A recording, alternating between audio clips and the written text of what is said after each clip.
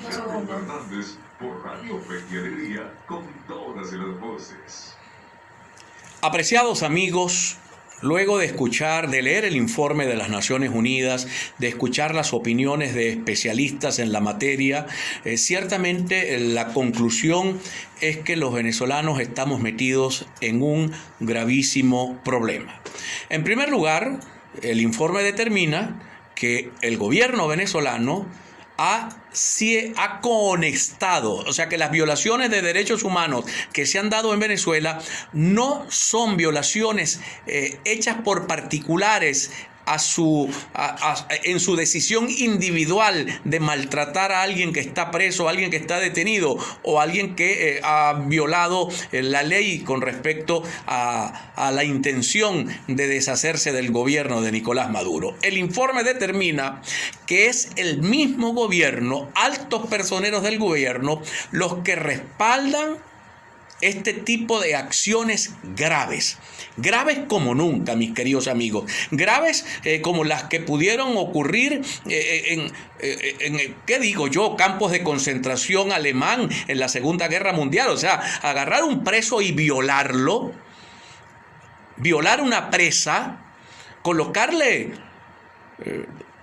electricidad en sus testículos.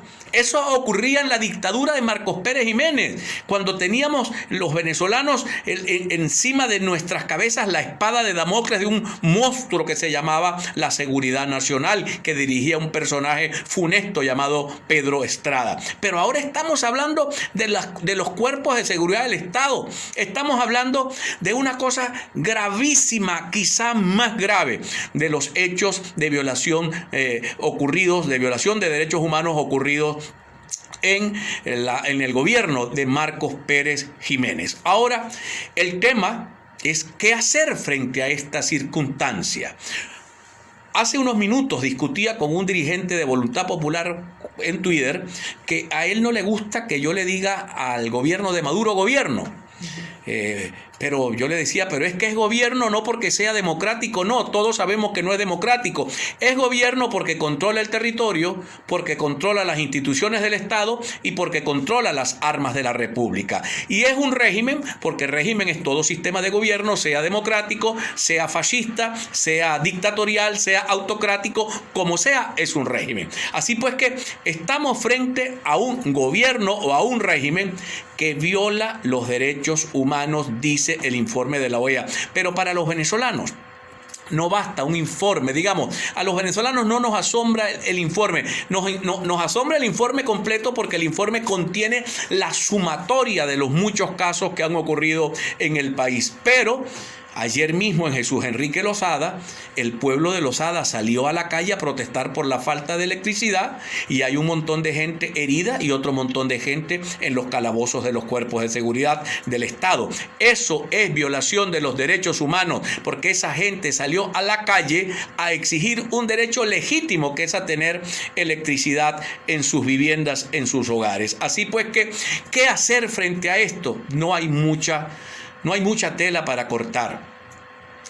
Quizá lo que ha dicho Elías Agua, bueno, buscar entendimiento con algunos factores del gobierno de Maduro que no estén de acuerdo con la violación sistemática de los derechos humanos, la presión de la comunidad internacional para llevar hasta la esquina del cuadrilátero, para utilizar palabras del boxeo, al gobierno de Nicolás Maduro y obligar a someterse a los principios democráticos de una elección libre y transparente y una quizá negociación que permita algún nivel de justicia transaccional como la que se realizó en Colombia, porque si no, los tipos no se van a querer ir y se van a defender a la fuerza si saben que después de abandonar el poder lo que les espera son la cárcel y juicio.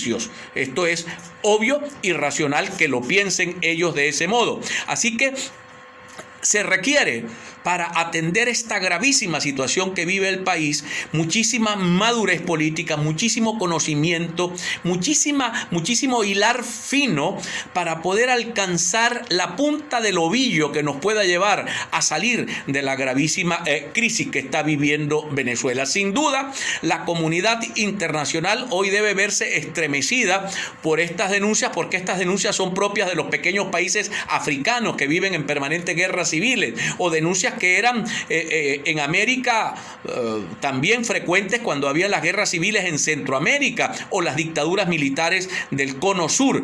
Pero en Venezuela esto no lo vivíamos los venezolanos desde la época, repito, de Marcos Pérez Jiménez. Vuelvo al tema del qué hacer. Elías Agua lanza una especie de rama de olivo y le dice a la oposición: hay que buscar un entendimiento para que haya un solo país. Pues habrá que buscar mecanismos de entendimiento, habrá que buscar mecanismos de presión con la comunidad internacional. No puedo hablar de otros mecanismos porque los mismos actores han negado todo tipo de posibilidad de intervenciones armadas para poder resolver el conflicto venezolano. Por lo tanto, estamos atrapados en la búsqueda de soluciones en el marco de lo que se tiene, no en el marco de lo que se desea, en el marco de lo que se tiene. Lo que se tiene es un inmenso apoyo internacional, no armado, sino político, diplomático y económico en materia de sanciones. Lo que se tiene es una altísima aprobación nacional. Más del 80% de los venezolanos desean salir de la crisis que ha creado el PSV y sus dirigentes en el gobierno durante ya casi 21 años. Entonces habrá que recorrer caminos que muchas veces son desagradables.